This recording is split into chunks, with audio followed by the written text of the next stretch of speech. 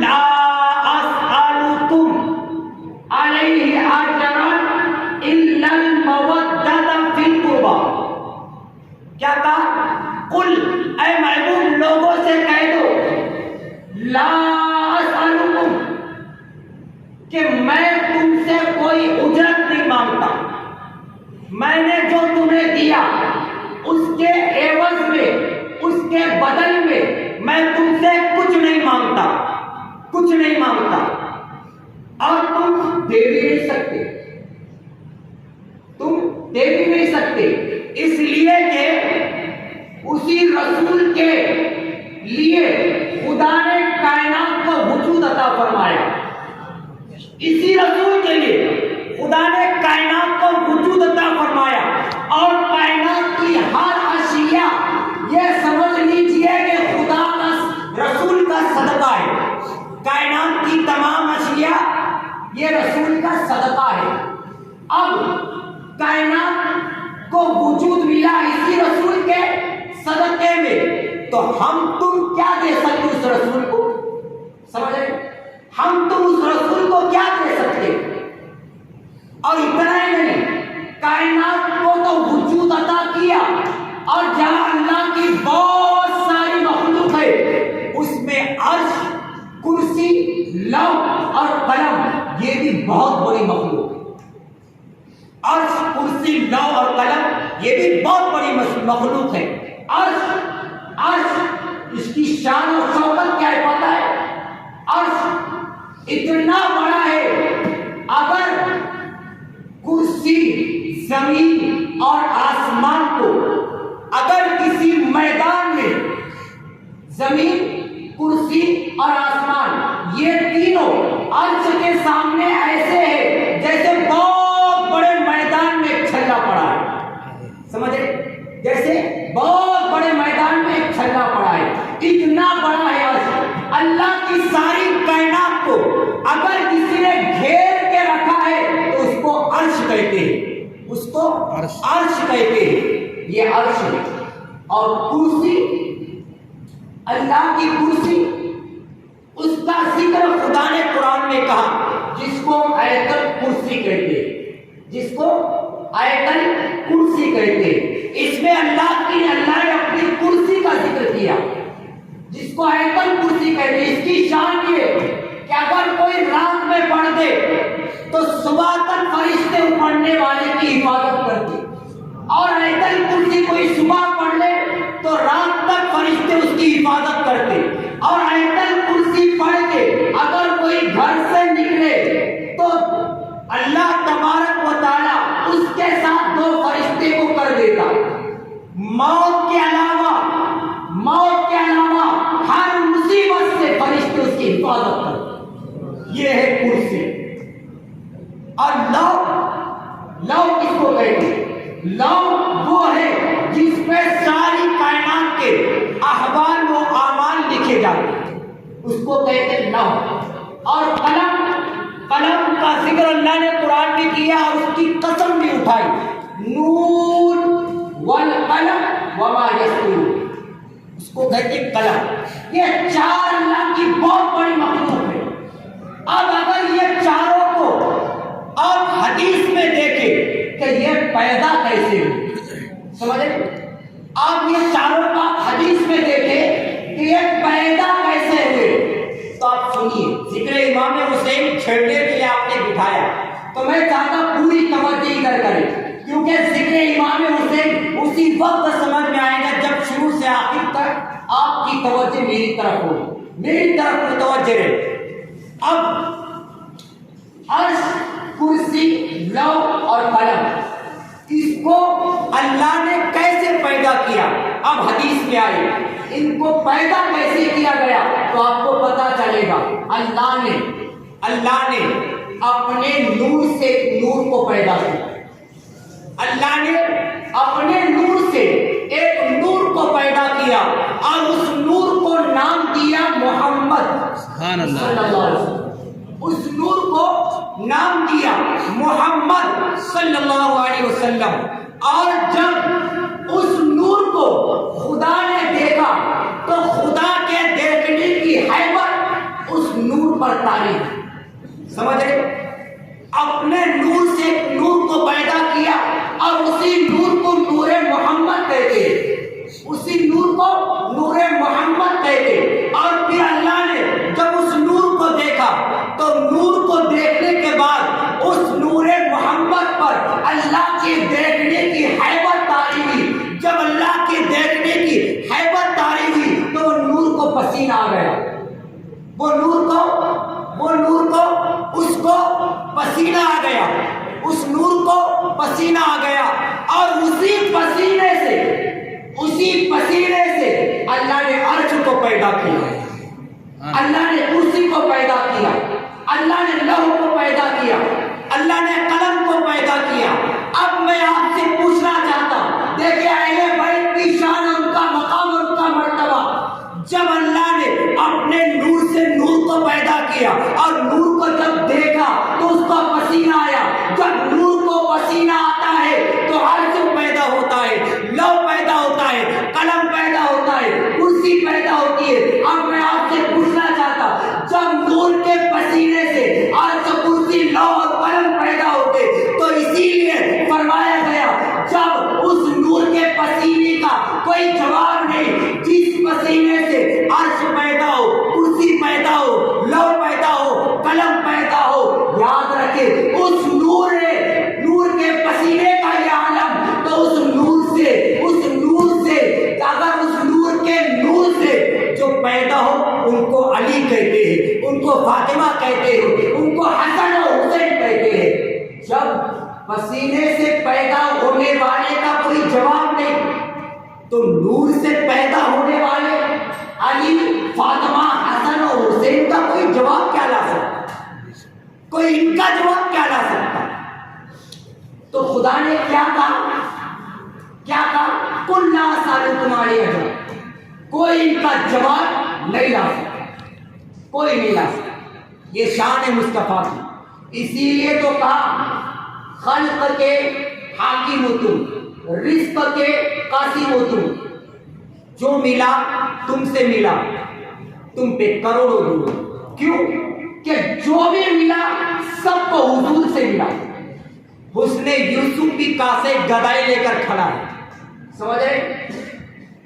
ایوب کا صبر کاسے گدائی لے کر کھڑا ہے. آدم کی صفت بھی یا کاسے گدائی لے کر کھڑی ہے. کیوں؟ یہی ہے وہ در جہاں سے سب کو ملا. یہی ہے وہ در جہاں سے ہر ایک کو ملا. نہیں ہے دوسرا، بخدا خدا کا یہی ہے در. نہیں اور کوئی مفر جو وہاں سے ہو یہی آگے ہو، جو یہاں نہیں تو وہاں نہیں. سمجھ رہے؟ یہی ہے وہ در جو وہاں سے نہیں، جو یہاں سے نہیں تو وہاں بھی نہیں.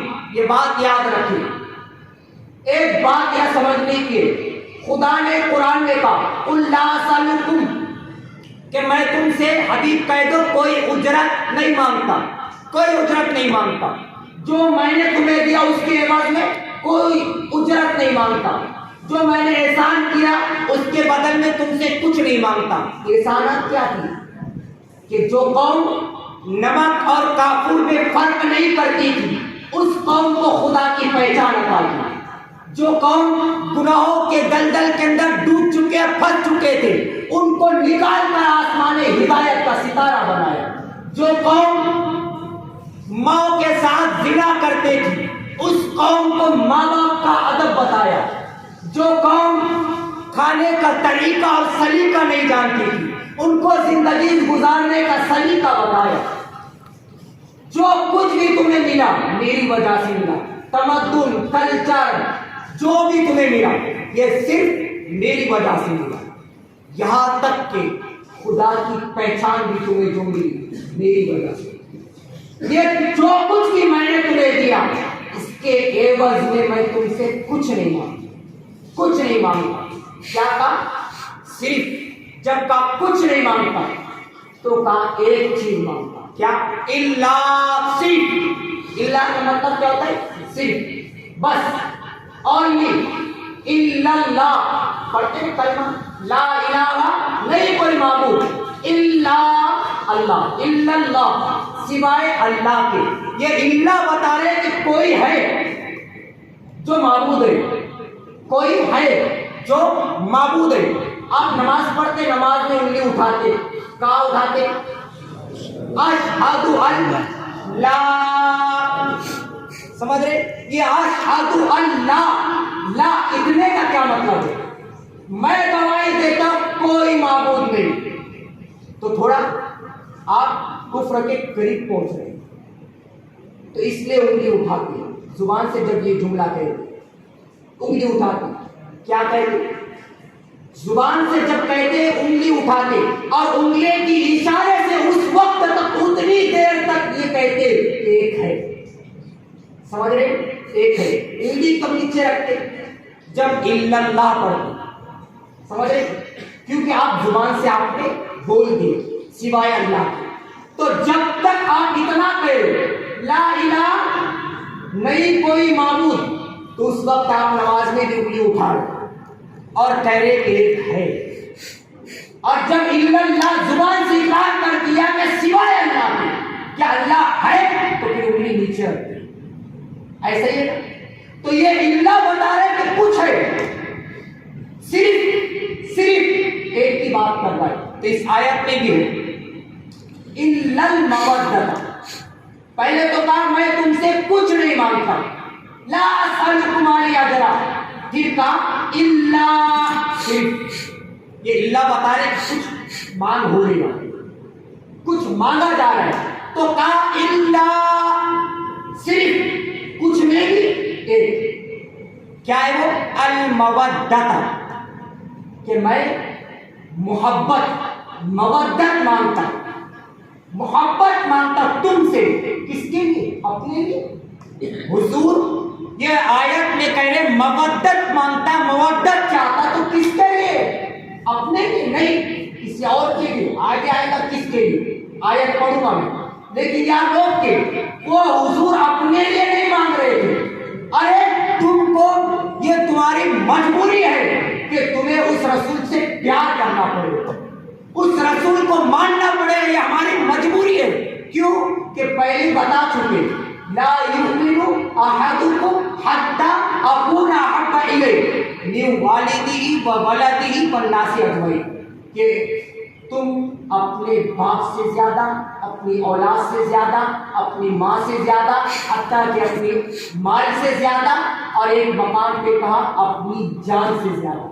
جب تک تم مجھ سے محبت نہیں کرو گے تم مومن نہیں ہو سکتے, تم ایمان والے نہیں ہو سکتے. تو یہ ہماری مجبوری ہے. آقا کہے میں آپ سے مودت جو چاہتا اپنے لیے نہیں, یہ تو تمہاری مجبوری ہے, تم مجھ سے پیار کرو. کیوں کہ تم ایمان والے نہیں ہو سکتے. اب تم مجھ سے پیار کرو گے, مجھ کو چاہو گے, تو جو مجھے چاہتا, آقا فرمائے میں اس سے کچھ چاہوں. اب وہ کچھ کیا ہے؟ الا المودۃ فی القربى, کہ میری اہل بیت سے مودت چاہتا, میں چاہتا کہ میری اہل بیت سے محبت کرو. دیکھو مودت اور محبت یہ دونوں میں بہت بڑا فرق ہے. سمجھے؟ مودت اور محبت دونوں میں بہت بڑا فرق ہے. مودت اور محبت, اس کو سمجھو. یا قرآن میں مودت کا ذکر آیا, محبت کا نہیں آیا. سمجھ رہے؟ اہل بیت کے ساتھ مودت کرنے کا حکم ہے, محبت کا نہیں آیا. مودت کرو بولے, نہیں آیا. اب اس کو سنیں. محبت اس کو کہتے جس کے بغیر اگر رہنا پڑے تو انسان رہ سکتا ہے, لیکن مودت اس کو کہتے جس کے بغیر انسان ایک لمحہ بھی نہیں رہ سکتا. سمجھے؟ ایک دوست سے محبت کرتا ہے, کبھی رہنے کا وقت آیا تو 2 گھنٹے 4 گھنٹے 1 دن 2 دن اس کے بغیر رہ بھی سکتا ہے نا, کیونکہ اس سے محبت ہے, اس لیے اس سے الگ بھی رہ سکتا ہے. ایک شوہر اپنی بیوی سے محبت کرتا ہے, مودت نہیں کرتا, محبت کرتا ہے. کیوں؟ محبت جس سے ہوتی اس کے بغیر آپ رہ بھی سکتے. آپ محبت کرتے اسی لیے یہاں بیٹھے, اگر مودت کرتے تو وہاں ہوتے، یہاں نہیں. سمجھ رہے؟ ہم اپنی بیویوں سے محبت کرتے اس لیے یہاں ہے. کھانے سے پینے سے ہم محبت کرتے، اس کے بغیر اگر رہنا پڑے تو 2-4 گھنٹے رہ سکتے، لیکن جو محبت کرتے نا کسی چیز سے، اس کے بغیر ایک لمحہ بھی نہیں رہ سکتے. مثال کے طور پر سانس، یہ سانس سے ہم محبت کرتے، محبت نہیں، اس سے محبت ہے، اس کے بغیر ہم ایک لمحہ بھی نہیں رہ سکتے. مچھلی پانی سے محبت کرتی، محبت نہیں کرتی. سمجھے؟ اگر آپ مچھلی کو پانی سے نکالیں اور مخمل کی چادر پر رکھیں تو کیا وہ مچھلی زندہ رہے گی؟ مچھلی کو پانی سے نکالے اور ایک سید صاحب کی گود میں ڈال دے، مچھلی زندہ رہے گی؟ پیر صاحب کے گود میں ڈال دے، مچھلی زندہ رہے گی؟ نہیں. کیوں؟ مچھلی کو کسی کی گود کی ضرورت نہیں، اس کو پانی کی ضرورت ہے. اس کو پانی کی ضرورت ہے. کیوں؟ کہ وہ پانی سے محبت کرتی، اس کے بغیر وہ نہیں رہ سکتی، وہ نہیں رہ سکتی. اور محبت اس کو کہتے جو جیتے جی اس کے بغیر نہیں رہتا اور مرنے کے بعد اس کے بغیر نہیں رہتا. سمجھے؟ مچھلی کو آپ پانی سے نکالو، وہ مر جائے، اس کو کاٹو، جلاؤ، پکاؤ، دانتوں چلے چبا دو اور اس کو کھا لو. فرمایا گیا آپ کا تجربہ بھی ہوگا، کسی ڈش کے کھانے پر اتنی پیاس نہیں لگتی جتنی مچھلی کھانے پر، جتنی مچھلی کھانے پر لگتی ہے. کسی ڈش کے کھانے پر اتنی پیاس نہیں لگتی. گویا کے پیٹ میں جا کر بھی وہ مچھلی بتا رہی تم مجھے مار تو سکتے، کاٹ تو سکتے، جلا تو سکتے، چبا تو سکتے اور پیٹ میں ڈال تو سکتے، لیکن یاد رکھو میں پیٹ میں جا کر بھی تم سے پانی طلب کروں گی، اس لیے کہ تم مجھے کاٹ سکتے، مار سکتے، چبا سکتے اور پیٹ میں ڈال بھی سکتے، لیکن پانی سے میرا رشتہ نہیں ہو سکتا، پانی سے میرا رشتہ نہیں ہو سکتا. اسی لیے مودت کا حکم دیا کہ اہل بیت سے مودت کرو. اگر وقت آ جائے تمہیں لوگ مار دے، کاٹ دے، ہوا میں اڑا دے تو جیتے جیتی تم اہل بیت سے مودت کرو، ان کے بغیر نہیں رہ سکتے. اور مومن کی یہ نشانی ہے کہ مرنے کے بعد اہل بیت کے بغیر نہیں، ان کے بغیر نہیں. جیسی مچھلی پانی کے بغیر نہیں رہ سکتی، ویسے مومن کی پہچان ہے کہ وہ جیتے جی بھی اور مرنے کے بعد بھی اہل بیت کے بغیر نہیں رہ سکتے. یا ایک بات اور سمجھنے کی، اللہ کے رسول نے، اللہ نے آیت میں رسول کے ذریعے محبت کا حکم دیا، مودت کا حکم دیا. ایک بات یہاں سمجھنے کی، دیکھیں جس سے محبت کی جاتی انسان اس کی نقل بھی تھا، ظاہر سی بات ہے. جس سے محبت ہوگی اس کی نقل بھی. کسی ہیرو کے عاشق کو اگر آپ کو پہچاننا ہے تو بہت مشکل نہیں ہے، آپ اس کے اسٹائل کو دیکھ کر سمجھ جائیں گے فلاں ہیرو سے یہ محبت کرتا، سمجھ رہے؟ فلاں ہیرو سے محبت کرتا. کسی کرکٹر کے عاشق کو پہچاننا مشکل نہیں ہے. اگر مٹکتے چلتے ہوئے کسی کو دیکھ لو تو سمجھ سکتے یہ فلاں کرکٹر کے عاشق. یعنی جو جس سے پیار کرتا، محبت کرتا، اس کی نقل بھی کرتا. چلنے میں، بیٹھنے میں، اٹھنے میں، کھانے میں، پینے میں، بولنے میں، جس سے محبت ہوتی اس کی نقل بھی کی جاتی. اب یہاں پر حضور کہہ رہے کہ حسین سے محبت کرو. یا اللہ، حسین سے محبت کرو بات اتنی نہیں، اگر اس سے محبت کریں گے تو نقل بھی اسی کی ہوگی. آقا کہتے ہاں میں بھی یہی چاہتا، اسی لیے تو کہہ رہا ہوں محبت کرو. کیوں کہ محبت کرو گے تو نقل بھی حسین کی کرو گے.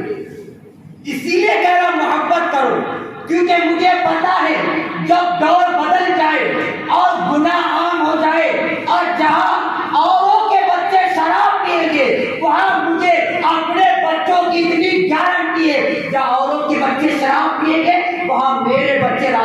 मुसल्ला बिछाए, समझ रहे?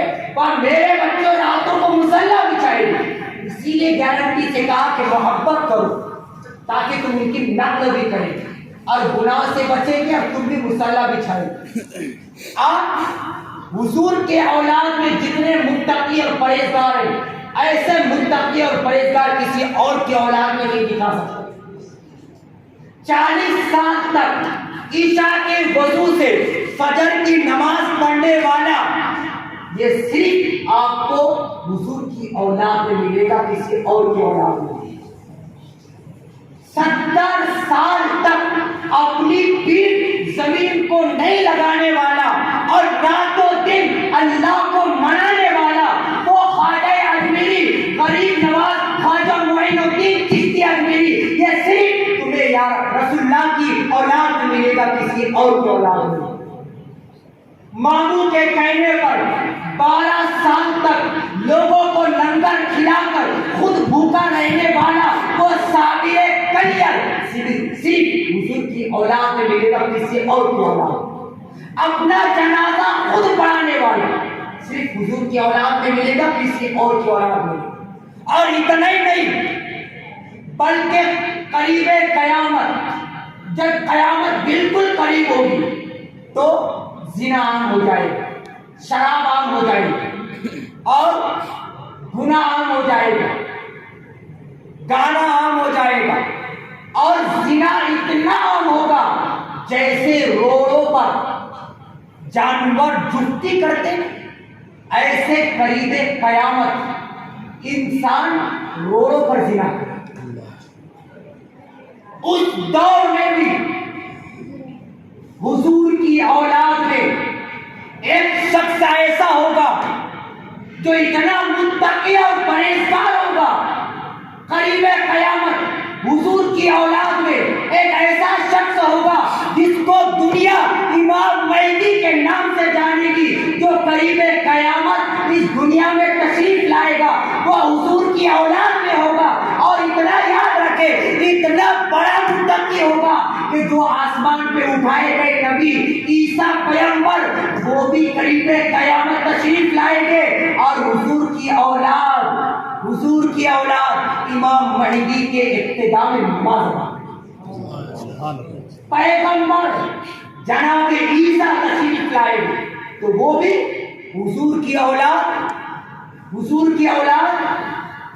जनाबे इमाम महदी की इब्तिदा में नमाज अदा करे। वो इतना मुत्तकी और परहेजगार होगा उस दौर में। तो हुजूर की औलाद की शान ही अलग है। इसीलिए कहा कि औलाद से, मेरी अहले बैत से मोहब्बत करो, मवद्दत करो। जो जिससे मोहब्बत और मवद्दत करता वो उसकी नकल करता, और हुजूर की यही चाहते। लेकिन हम अहले बैत के मोहब्बत के दावेदार तो हैं, हुसैन के नाम लेवा तो है, नारे हुसैन तो लगाते हैं, लेकिन किरदारे यजीद को जिंदा करते हैं। हम अपनी जिंदगी में झांक कर देखें, आखिर इमाम हुसैन ने यजीद से इख्तिलाफ क्यों किया? एक बात याद रखें, इख्तिलाफ यजीद ने नहीं किया, करबला में इख्तिलाफ हुसैन ने किया। हुसैन के तरफ से इख्तिलाफ हुआ और लोग कहते हैं जाती जंग थी, जाती इख्तिलाफ नहीं था। करबला में जो इख्तिलाफ था वो किरदार का इख्तिलाफ था, वो कैरेक्टर का इख्तिलाफ था। हुसैन को यजीद के किरदार से नफरत थी। क्यों? यजीद से नहीं, उसके किरदार से थी। यजीद ये कह रहा था हुसैन, तुम मेरी बात मान लो, सारी दौलत तुम्हारे कदमों में हुई, कुर्सी तुमको दी जाएगी, तुम्हारे नजदीक कई गुलाम मौजूद होंगे और तुम्हें सुकून की जिंदगी मैसर होगी। लेकिन इमाम हुसैन ने उसके हाथ में अपना हाथ नहीं दिया। क्यों नहीं दिया? अगर इमाम हुसैन उसके हाथ में अपना हाथ देते, गोया के शराब आम हो जाती, जिना आम हो जाता, बदकारी आम हो जाती, کیوں کہ یزید شرابی ہے، یزید شرابی تھا اور بہت بڑا شرابی تھا، اتنا بڑا شرابی تھا کہ روایت میں آتا ہے اس کا سفر حج بیان کیا ہے یزید کا۔ امیر معاویہ کے دور میں ابھی یزید کے ابا امیر معاویہ موجود تھے، اس کو حج کرایا گیا، سفر حج اس کا بیان کیا گیا۔ جب اس نے کعبے کا طواف کیا یزید نے اور مدینہ منورہ آیا تو حضور نے حضرت عبداللہ بن زبیر سے کہا یزید روضہ رسول کی زیارت پر آیا، مہمان بنا ہوا ہے، چلو اس کا استقبال کر کے، جب یہ کوئی نام و نہاد کوئی خلافت کا مسئلہ نہیں تھا اس وقت، کیونکہ ابھی امیر معاویہ موجود تھے، تو کہا چلو وہ روضہ رسول کی زیارت پہ آیا، ہمارا مہمان ہے، اس سے ہم ملاقات کرتے۔ تو امام حسین حضرت عبداللہ بن زبیر کے ساتھ نکلے تو کیا دیکھا؟ اس کے خیمے کے اندر مدینہ منورہ میں چوکھٹ پر قدم رکھ ہی رہے تھے کہ روک دی، کیوں کہ خیمے سے بدبو آ رہی۔ حسین نے یزید سے کہا ہے یزید کیا تو شراب پی رہا ہے؟ اس نے کہا نہیں، یہ شراب نہیں، یہ دمشق کا شربت ہے، یہ دمشق کا شربت ہے۔ امام حسین نے ایک جملہ کا وہاں سے نکل گئے، کیا تم مجھے بچہ سمجھتے ہو؟ کیا میں شربت اور شراب پہ فرق نہیں سمجھ سکتا؟ شرم کرو، تم سفر حج میں بھی شراب پی رہے ہو؟ یہ کہہ کر امام حسین نکل گئے۔ اندازہ کرے اس یزید پلیت کو کہتے ہیں جو سفر حج میں بھی شراب نہیں چھوڑا۔ آج دنیا کا کتنا بھی بڑا گنہگار ہو، کتنا بھی بڑا پاپی ہو، جو راتوں دن اگر گناہ کرتا ہو تو اتنا تو اس کے اندر خوف اور ڈر ہوتا کہ سفر حج میں وہ اپنے آپ کو گناہوں سے بچا۔ لیکن یزید اس پلیت کا نام ہے جس نے سفر حج میں شراب کو ترک کر دیا۔ وہ بہت بڑا شرابی تھا اور وہ زانی بھی تھا، بہت بڑا زانی تھا، 300 عورتیں اس کے پاس موجود تھیں۔ وہ بندروں کا ناچ دیکھتا تھا، وہ کتوں کو پالتا تھا، بہت شوقین تھا اس کا۔ اب میں آپ سے پوچھنا چاہتا ہوں اس کا یہ کردار اور یہ کیریکٹر امام حسین کو پسند نہیں تھا، امام حسین نے اس سے اختلاف کیا، کیوں کہ وہ شرابی تھا، زانی تھا، جواری تھا، بے نمازی تھا، اور اتنا ہی نہیں، اس نے پھوپھی سے اور محرمات سے نکاح کو جائز قرار دیا تھا۔ تم پھوپھی سے بھی نکاح کر سکتے، اگر اپنی خواہشات کو پوری کرنا چاہتے تو سوتیلی ماں سے بھی تم نکاح کر سکتے۔ اور اتنا ہی نہیں، اس نے ایک اور بات کہی، کیا کہی کہ اگر مجھے موقع ملے تو میں عائشہ سے بھی نکاح کروں، اس سے ہماری ماں حضور کی بیوی سے بھی نکاح کروں گا، اس نے کہہ دیا اس بدبخت نے۔ یہ بات یاد رکھے، حضور علیہ السلام ابھی قبر انور میں زندہ ہے، یہ ہمارا عقیدہ اور ایمان، وہ زندہ ہے، اور جن کا شوہر زندہ ہے ان کی بیویاں بیوہ نہیں ہے، بیوی ہے، سمجھ رہے؟ ان کی بیوی بیوہ ہوتی، جن کا شوہر مر جاتا، جن کا شوہر مر جائے ان کی بیوی کو بیوہ کہتے۔ نبی کی بیویوں کو آج تک کسی نے بیوہ نہیں لکھا۔ جو نبی کو مردہ مانتے انہوں نے بھی نبی کی ماں کو نبی کی بیوی کو بیوی کا بیوہ نہیں. یہ بات یاد رکھیں، ان کی بیوی بیوہ ہوتی جن کا شوہر مر جاتا. ہمارا ایمان اور عقیدہ ہے کہ ہمارے نبی قبر انور میں زندہ ہے، تو ان کی بیویاں. لیکن اس پڑی نے یہ کہا تھا موقع ملے تو میں عائشہ سے نکاح کروں. آپ دیکھ لیں روایت پڑھ لیں آپ تاریخ کو. امام حسین کو اس نے یہ کردار پسند نہیں، اس کے کیریکٹر سے جنگ تھی. اب میں آپ سے پوچھنا چاہتا ہوں، یزید کا جو کردار ہے آپ کو سمجھ میں آ گیا. اب ہم یہ سوچیں، اپنے آپ کو گریبان میں جھانک کر دیکھیں، کیا ہم کردار یزید کو زندہ کر رہے ہیں یا کردار حسین کو زندہ؟ نماز ترک کرنا یہ یزید کا کردار ہے. اگر آوازان سنائی دے رہے اور فجر میں نرم نرم گدوں پر ہر نماز فجر قضا کر رہے تو اپنے آپ کا احتساب کر لو، اپنے آپ کا حساب لو. کیا تم کردار یزید کو زندہ کر رہے یا کردار حسین کو زندہ کر رہے؟ اگر تم زنا کے اندر ڈوب چکے تو کردار یزید کو تم زندہ کرو. اور اتنا ہی نہیں، جس حسین نے ہمارے خاطر اپنے گھر والوں کو قربان کیا، جس نے ہمارے لیے اپنی خاندان کو قربان کیا، آج کیوں قربان کیا؟ صرف یزید کے کیریکٹر کی وجہ سے. لیکن ہم جس کے لیے حسین نے اپنے آپ کو قربان کیا، ہم اس حسین کی آنسوؤں کی لاج رکھنے کے بجائے یزید سے 2 قدم گناہ میں آگے نکلے. کیسے؟ یزید بندروں کا ناچ دیکھتا تھا.